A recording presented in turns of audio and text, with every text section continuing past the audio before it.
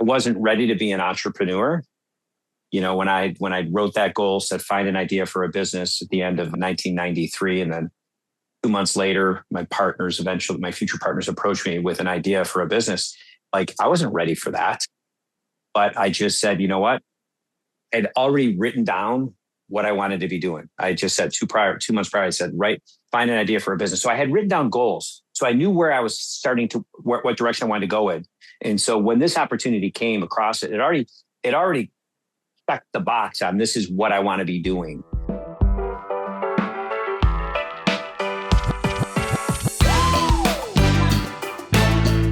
Welcome to the show. Welcome to the Edge of Excellence. We've got an exciting episode 187 today, a collab. We have 3 podcasters, all focused on the future success of their listeners, sharing what they really want out there today on our episode. And we're going to get into life's little decisions that change the whole story. We're going to talk about taking chances because you're never prepared for your next step. And finally, focusing on the best possible outcome and taking a chance. We got Nicole McMackin. We got Mike Caito, 2 of our top guests. Welcome to the Edge of Excellence. Well, this is very exciting. The first ever collab, the Edge of Excellence, Elevate Your Career and the Entrepreneurial CEO, collab number 1. And why did we make this decision, Nicole? Because Nicole and I make good decisions. And I always say, what would Nicole do when I'm making a decision, which is the subject of today. Efficiency. Nicole and I made this decision, good decisions, efficiency, knowing our market and our podcast market, leverage, but my favorite reason, total and utter laziness. Why would we record 3 podcasts when we can record 1 and use it 3 times? So, thank you, by the way, to the podcast team in Toronto and to the team at Elevate Your Career for laying out the show topics today. So glad to have everybody here. Yes, I know. So he is very lazy. Caito, I think you should put back the sunglasses. I think it's a good look. Then I find out that Nicole's sick of doing podcasts, and there is no collab with Nicole. So it is a 2-way collab. Thank you, Nicole, for sharing your insight. But most importantly, we're going to have a good time today. Oh, yeah, we are. And it's not that I'm sick of them. I just don't want to pay for them. It's so much money. Okay. Well, I do want to shout out to the sponsors of the Entrepreneurial CEO, Caito's podcast and the Edge of Excellence podcast, Mike Caito's podcast and my podcast, Fortaleza, also known as Los Abuelos Tequila. Fortaleza, It's not only for breakfast. Mm-mm. Oh, God. Good Lord. I don't know how you do. Every time I'm on a podcast with you, you're doing shots. Do I need to get a bottle of my Fortaleza out? Oh, it's water. That's not fair. Or true. But, Nicole, the team, you have laid out a wonderful topic flow for us today. And I don't know if you want to start talking and set the framework here. No, you go ahead. Okay. Not Nicole, because she's not really collabing this podcast. She's just here as third-time guest. You 2 are third-time guests. We're going to hit the 200th episode, third-time guests of the Edge of Excellence. Why? Because you're fun. Because we're the best. Nicole suggested that we talk about the decisions that changed everything. And I think it's fascinating. I didn't even know Nicole's decision until we were talking the other day. And it's the same decision that changed everything. And so this is what Nicole suggested that I should say. If you look back, your career wasn't shaped by everything you did. It was shaped by a handful of decisions that you almost didn't make. So think about that, Caito. I know you've got a few of them. So think about, people are focused on effort versus quality decisions. Think about, 2 or 3 decisions that shaped everything else and how that decision process was made, because somebody listened to the Entrepreneurial CEO hosted by Mike Caito and somebody listened to the Edge of Excellence podcast is sitting in a place where they need to make a decision. They need to get that dumb decision made and not keep sitting around. So Caito. Well, and I think it's like a pinnacle moment in your time, right? You start out, you're young, and you don't realize throughout the progression of your career that small nuances are really what moves the needle.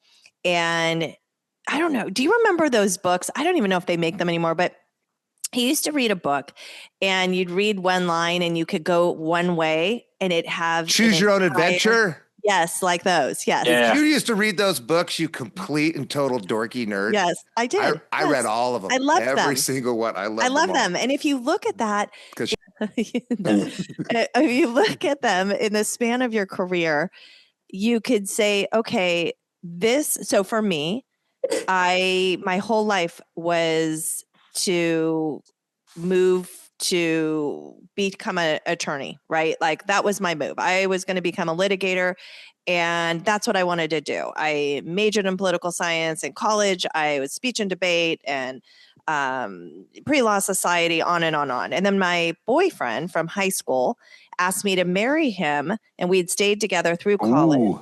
And it was that pivotal moment that he asked me to marry him. And then my parents said, well, we're going to pay for law school or we're going to pay for a wedding, but we're not going to pay for both. Ooh. And I said, okay. And that was the moment in time that I made a huge pivot. Like in the book, I took a different direction, and I would not be an entrepreneur if I potentially would have become a litigator. Or maybe I would have. Maybe I would have gone that path and said, okay, I have my JD, but I really don't like law, and I'm going to move into perhaps more of a corporate environment. But it's those little instances in time that of the choices that you make that sometimes they're ad hoc and you don't have real thought around them, or, just a knee-jerk reaction that changes the dynamic of your life. And you don't even know them, Nicole. You don't even know sometimes that you're making them. You don't know until you look back and you're like, what if? That one. You knew that one. And that, besides moving out of New Mexico to go to Santa Barbara on my 19th birthday, which was probably the most pivotal decision I ever made because of all the people I met and my network. The next one was very soon after, not becoming a lawyer. And mine wasn't to get married. Mine was, I had this gut feeling that I shouldn't be a lawyer because I didn't understand litigation. Oh, you'd be terrible. You'd be a terrible lawyer. Horrible. Oh my gosh. It's so funny that we both had the same, but I just want to back up a little bit. Did you just say that, and shout out to your parents, that they actually were serious about this threat of either or? Oh, no, they did. They did it. They were serious about it. And more importantly, and I know this is the greatest decision you've ever made, and I know you are so lucky to end up with that soon Land Rover Defender Octa owner husband of yours. I know how lucky you are, but are you telling me that your parents paid for the wedding, the whole thing? They did. Oh, no. They paid for they paid for everything, but his parents paid because they're Irish. They paid for the booze. So they picked up the tab. And I will tell you this is how bad this was, that it was at Big Canyon Country Club, which is in Newport Beach, Southern California. And it was the largest bar tab that they had in the history of the club. Okay. I'm just making sure I understand. How bad was that? How bad is that? I'm just making sure. It cost more than the food, the cake, everything. It was like typical. Yeah. Well, and a shout out to our sponsor, Fortaleza Los Abuelos, because they probably supplied most of the tequila for that. Yes, they did. Caito, what's your big one that you think back to? It's similar to what you just said. My biggest one was, when I was 18 years old and I had the opportunity to move to Orange County from Buffalo, New York. I'd been out here the year before. It kind of scoped out California, thanks to my Uncle Buddy and Aunt Susan. Went back to Buffalo, didn't know I'd ever be in California. And the girl I was dating had moved here and she said, I'm moving back to Buffalo. And I was like, nope, I'm moving to California. And it took me a month or two to convince my father to let me go since I was only 18. But eventually he said, go. And I just packed up all my clothes in a trash bag, threw them in my 1979 Camaro Berlinetta and drove cross country and couch surfed and rented a room. And that's how I so if I hadn't done that, who knows where I'd be right now. So is this normal though, if you stop and think about it? One guy's taking off with his girlfriend. He didn't mention that, who he soon broke up with after he landed here. Taking off with his girlfriend to drive across the country and change both of their lives. You, that's so weird, dating this dude since you were 16, and now all of a sudden you're going to get married, and nobody even thinks you can get married. And you've been married 28 years now, haven't you? Yeah, 30. Yeah. Oh yeah, you got married ahead of me. You got married even before I did. And then you're going to start a business. But you know what's interesting though so you guys know that I'm publishing this book that I wrote, right? And I used it based upon my podcast.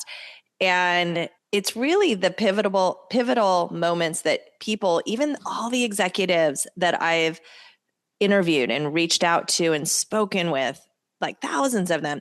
And Caito, there's so many people like you that, which I don't have it, right? Like Laura Schwab, she's in YPO with us. She's in the book, and she's from Kentucky, went to law school, hated being a lawyer.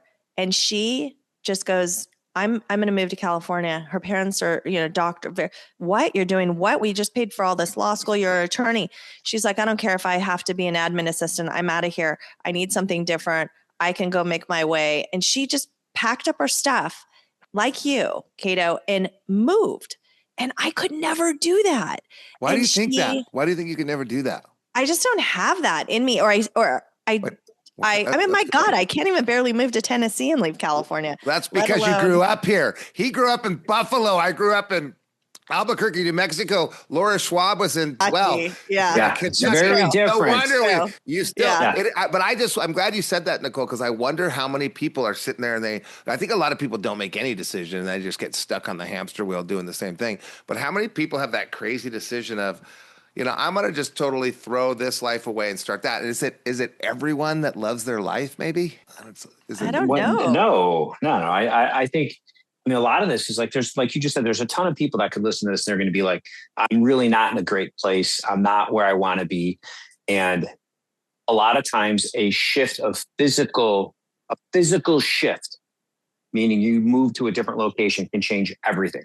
Put you in a different frame of mind. It gets you, we talk a lot about you are who you hang out with, when we do other podcasts. And it's like, sometimes you're just like, I wasn't going anywhere with the group of people that I was in Buffalo. And so moving to California put me in a different environment than, of course, joining, EO, YPO. But sometimes just the physical change will be enough for someone. I also wonder, to Nicole's Choose Your Adventure, we don't get to read the other chapter. We don't get to, remember you used to go back and go, what if I would have changed this decision and then bled through the other way and it's a totally different book? We don't get to go. So, probably Nicole and I would have ended up being okay lawyers. Now, I would have probably become a litigator and I didn't even know what that was. Nicole and I would probably be badgering each other. You would not be a litigator. Well, there's no chance. Because you think you're although he does think he's always right. So you need that first. No, he doesn't know the first thing. I will tell people, if you are going to be an attorney, you should go work. Red card. I worked. Red card. Double red card. You both are getting red cards. I worked at an attorney's office. After working during the day, I would go at night and work at this attorney's office. And the amount of reading and writing and paperwork and research that you have to do. Matt, you hate everything about that. You hate everything about that. You would never do that. You're right. But I think I would have found something else. Maybe there was the lawyer decision, become a loser. You would be like the bailiff. Yeah. Okay. Hey. All right. Okay. Now, right. Let's move on. Okay. So Nicole asked us some questions. Give us some examples, decisions, not just that big one, of taking a role before you're ready. Because people are listening. They don't know if they're ready for a role. I watched my son take one and just totally turn it into a great role. Tell me an example, Caito. You want an example of a role? When you took a role before you were ready. Listen, I haven't really had a job ever since I was a kid in college. So I can talk about the role of I wasn't ready to be an entrepreneur. When I wrote that goal, said find an idea for a business at the end of 1993, and then 2 months later, my future partners approached me with an idea for a business. I wasn't ready for that, but I just said, you know what? I'd already written down what I wanted to be doing. I just said 2 months prior, I said, find an idea for a business. So I had written down goals. So I knew where I was starting to, what direction I wanted to go in. And so when this opportunity came across it already checked the box on this is what I want to be doing. And even though I was scared and we didn't know what we were doing, we had nothing to lose and we just took a shot. And that's the important point there is getting over the fear, but more importantly, decisions compound. We spoke about that in the last podcast, I think the second one we did. But, right now when you're young, that's the time to take chances, to go with your gut a little bit. And because unless it's something dramatic, these decisions are reversible at such a young age. Okay. Not like the most important decision you need to make, which is who's your spouse going to be. That's your most important decision. But prior to that, as you're a young kid coming out of college, kind of hard to make a long-term wrong mistake unless it has to do with self-destruction. You know, it's another interesting thing that you say, that I do believe that the person that you marry or your partner or your life partner, whatever you want to call it, is pivotal in your success. Mm-hmm. And choosing the wrong person will dismantle your life. It could so easily. And I think that you saying that really highlights to me the importance of finding someone where I was just talking to a woman. I was down in the desert. She's a young lady. Is she your daughter? No. But she's this young lady, and she is dating a guy who's a professional, trying to be a professional golfer. He's on a tour, not making a lot of money. He's mid-30s, and she's, working, and, she was in there working the whole time. I was working and she was working kind of in the shared space. And we got talking, and she said, I love this person. She says, but if he asked me to marry him, we've been dating for 5 years. She lives in a different country, and they go back and forth. And she says, I don't know if I would marry him. She says, I love him so much, but we're in different places mindset wise. And I was telling her, I said, if you don't have, there's a few key components in relationships that I believe need to be solid, so you have a footing, a foundation. And then the other superfluous things could be a little bit rocky, but if the set foundation is off. So if you have different thoughts around work, right? Work ethic, kind of careers. I think religion is important if you're so juxtaposed, right? You could be two polar opposites of religion.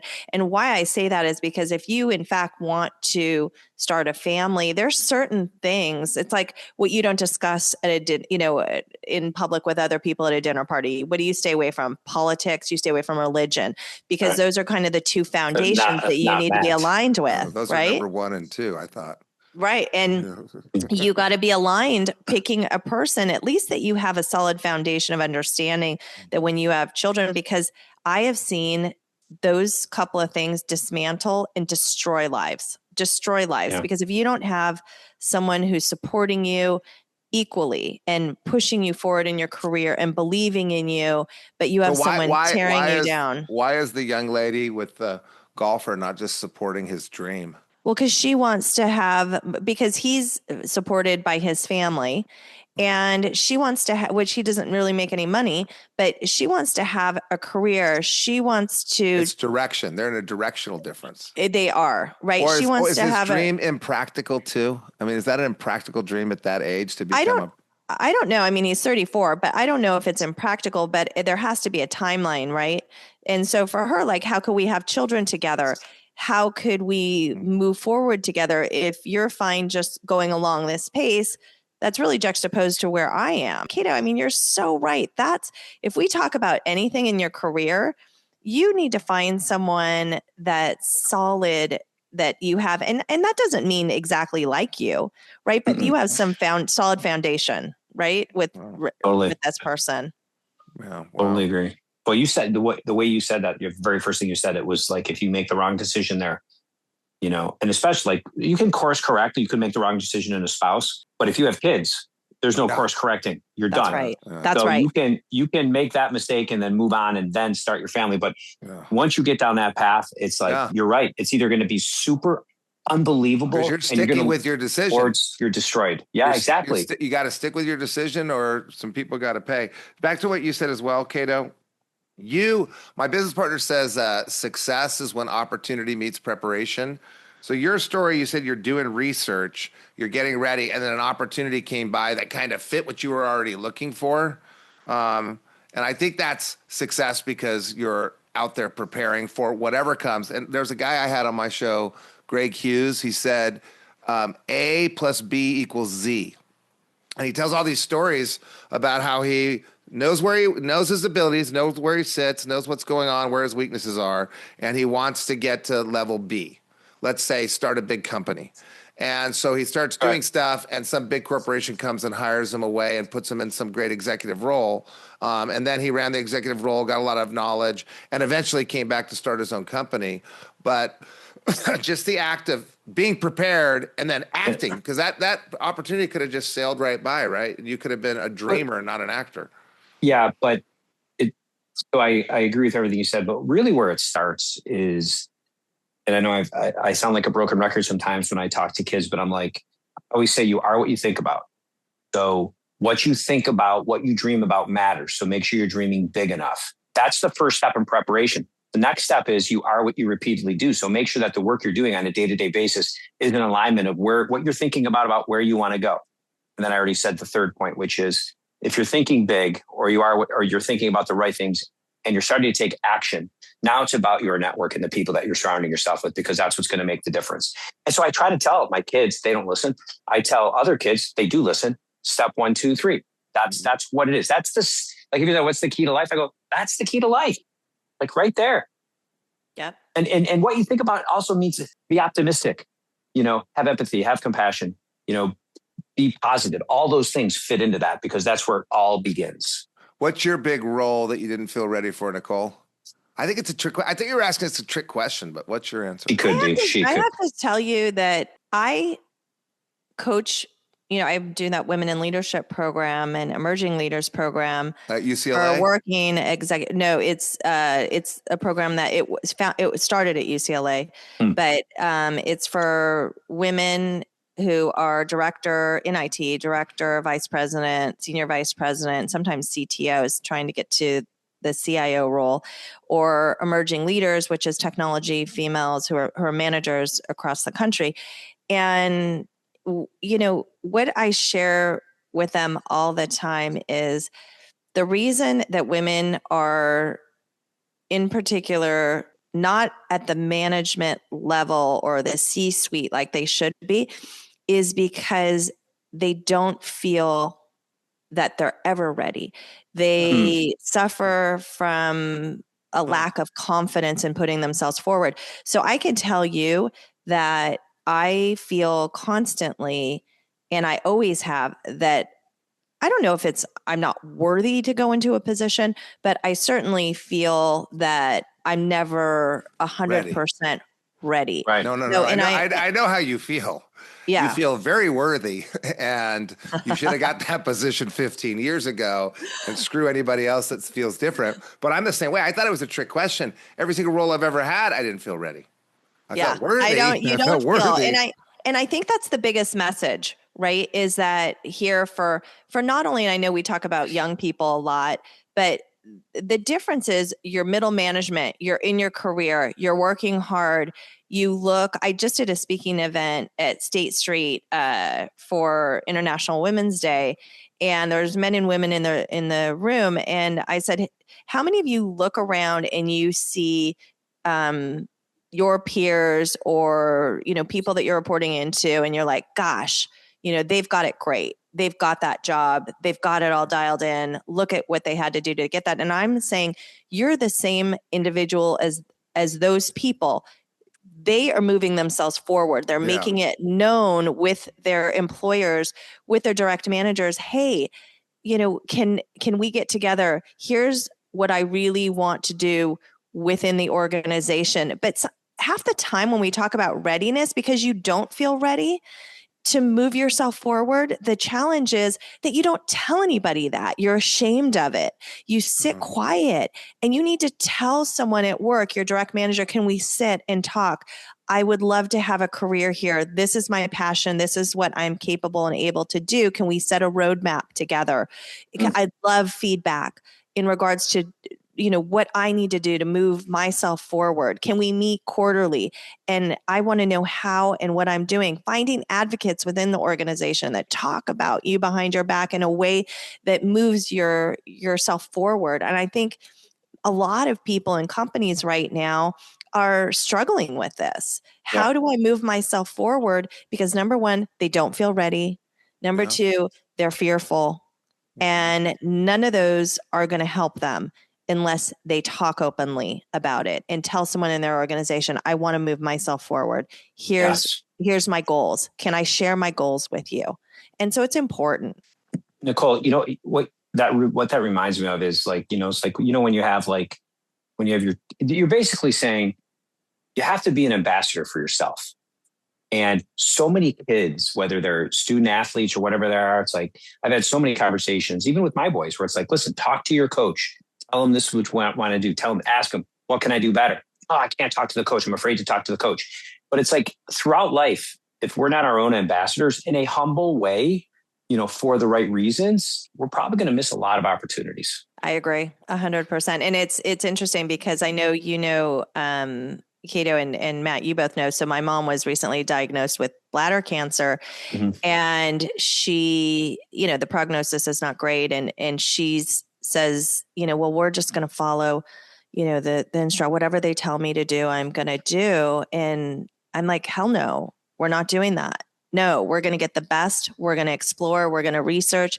We're going to find treatments that are outside of the box. This isn't the end for you. Like, your story continues on. You need to advocate for yourself, and you need to be able to do that. So it's people, not only young individuals, but people, middle management, people at the end of life, our inability to advocate for ourselves and to speak up. Yeah.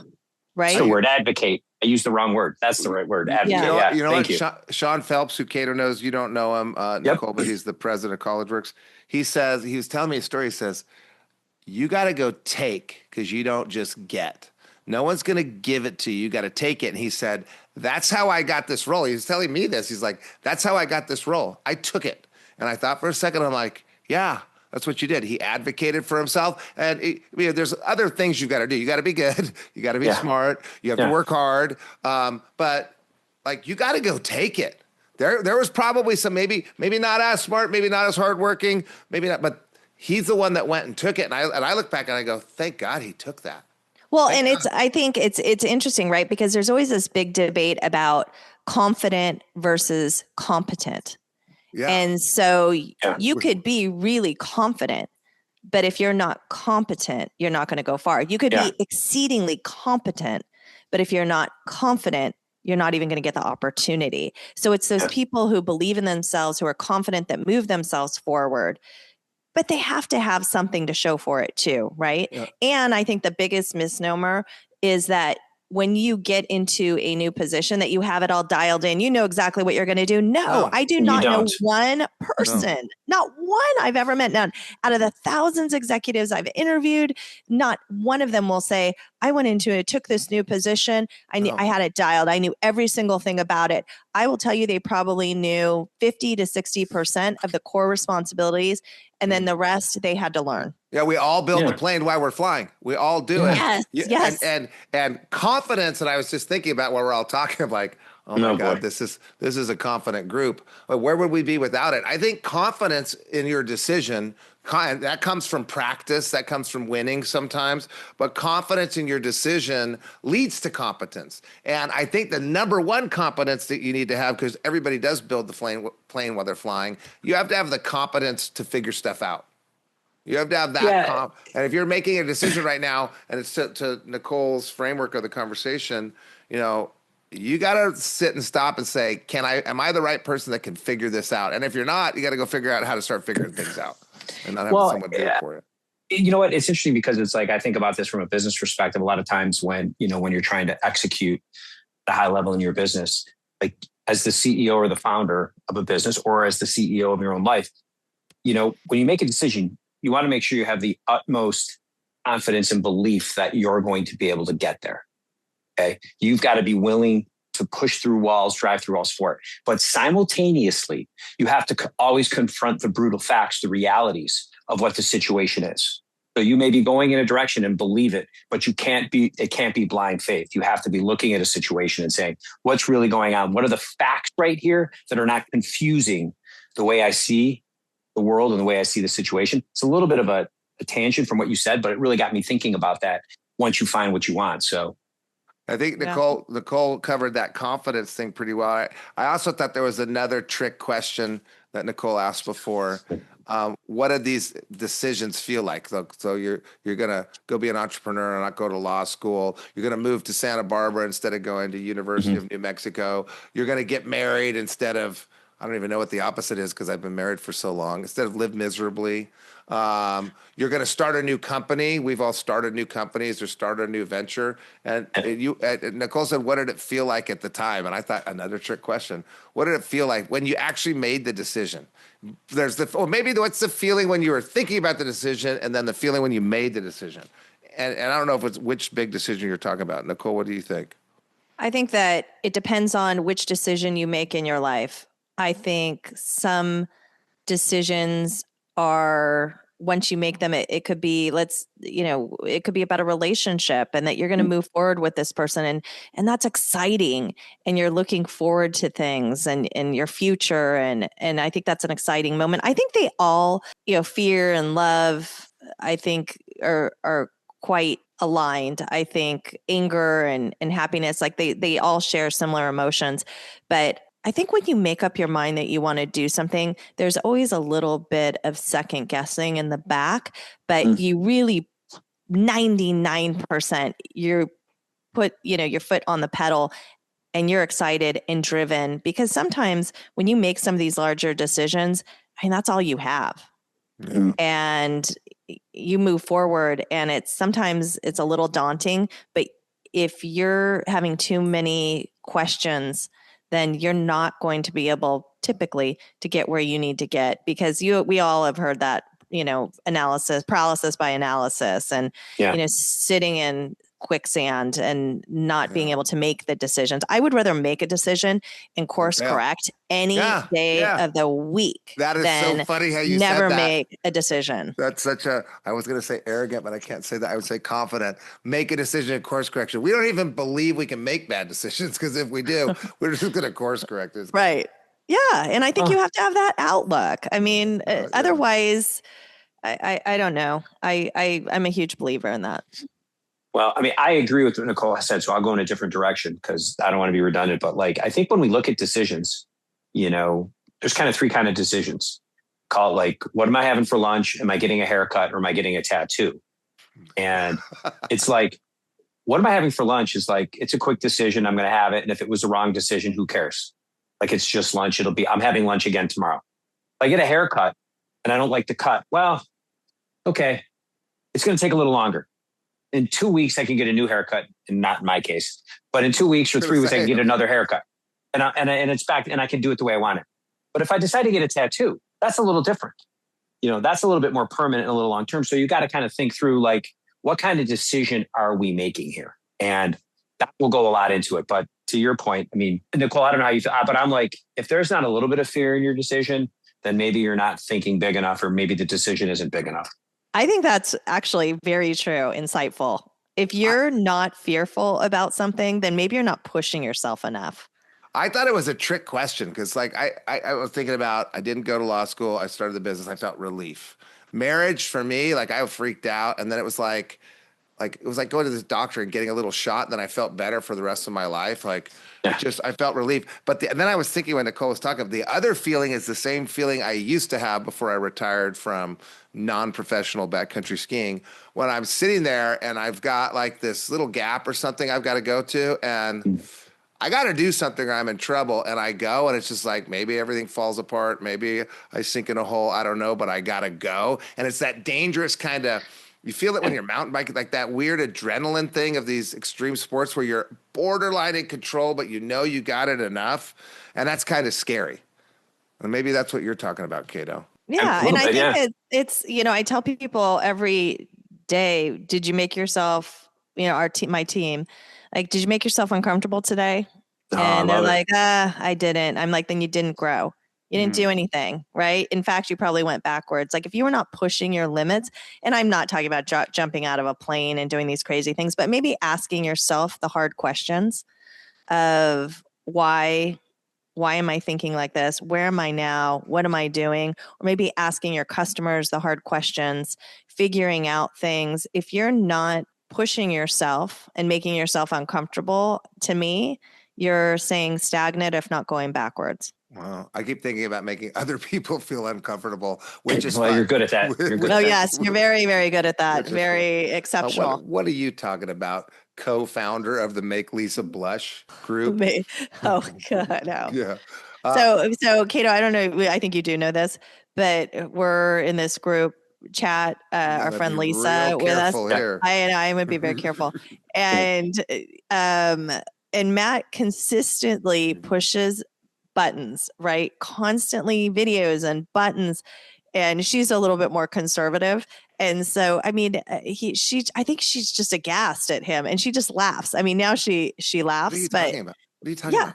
Yeah, you're a nut. You're crazy. Nicole always does this, Caito. She does crazy stuff, and then she points the finger at, like, don't point your finger at your brother.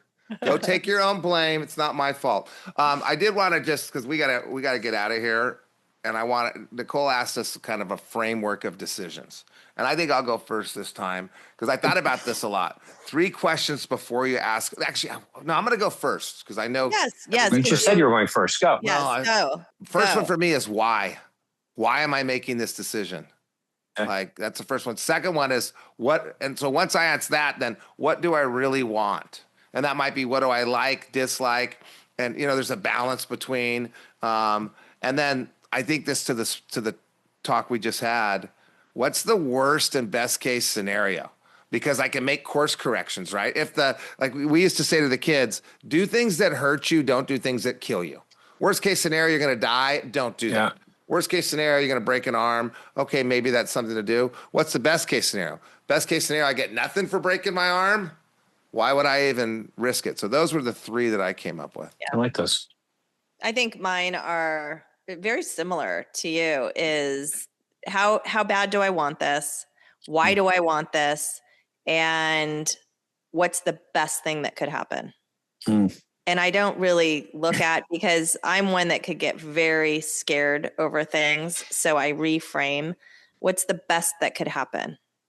And I just move from there. More of a positive type outlook. And not the worst. Like that. Yeah, no. I met this woman, Dr. Leslie Moore. That's a paradigm shift. It is a total paradigm shift. That's a paradigm shift. Yeah. And it's just, what's the best that could happen?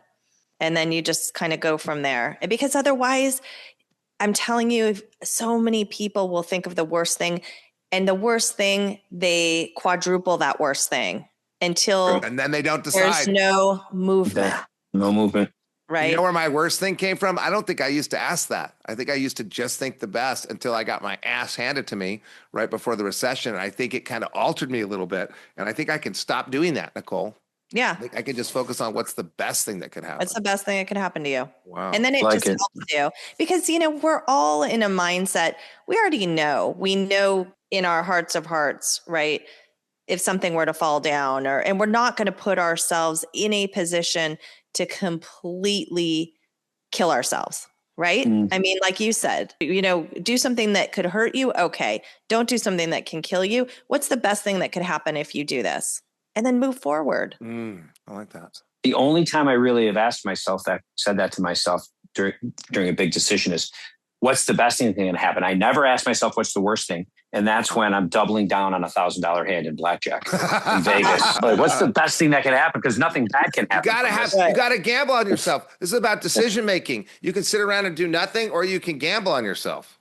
Yeah. So I think we could probably have a framework for business decisions and all that stuff. But, when I think of when I think of decisions like this, the first thing is, is it in alignment with my purpose, which is very similar to, why am I doing it? So it's like, does it align with really who I want to be, what I want to be? Second thing is it going to make me better? And the third thing, is it going to make the people around me better?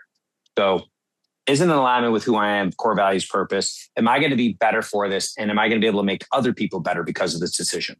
And in the business framework, that could be about, you could apply that in business, you can apply it in personal, because the people around you in your personal life could be family, the person around you in business could be clients, but it kind of fits together. So that's kind of like how I like to think about it, which is very similar to what both of you just said. But I love that. And I think it really, you look at a lot of organizations too, their core purpose is to give back and to help others. Mhm. And if they're helping their team members, like you said, or if it's their family or clients. And I think that's a really nice way of putting a framework from a business perspective too, a personal Yeah. and business. I think that's great. Good work. Well, I think it'd be important to say right now, as we close up our first ever 2 podcasts, was supposed to be 3 podcasts, collab. I was going to call it our collab. I was going to call it the Middle Seaters, because we're like the perfect people to have in the middle seat at a party, because we keep the conversation going in different directions and blend everybody together. So I was going to call us the Middle Seaters. The reason why we're doing this, by the way, the reason why is because Nicole McMackin, because of her mom's story, and she was bummed out. And here's a one decision: seek first to understand before you seek to be understood. I called her up to talk about my dying cat and how bad I felt, and talked for like 10 minutes. And she's like, yeah, and I found out my mom has cancer. And so we talked, and I learned, I should probably listen before I talk. But we did this episode because we wanted something to do fun and cheer ourselves up. And I've been excited for the last few hours about coming on together, the 3 of us, because we've done it a couple times and we always have a good time. And I think it's cool that the decision was made to kind of give back. Nicole, you're giving back. You didn't even tell me you stopped doing your podcast. You kind of suckered your way in here. You're giving back as a distraction. I think that's a testament to your values. And we didn't talk about values. We talked about direction. We talked about purpose. We talked about drive when you're, going in that direction with, you were talking about spouses. I'm talking about friends going in that same direction, working hard. That's kind of cool to decide to hang out with your buddies and share on a day like this. Always.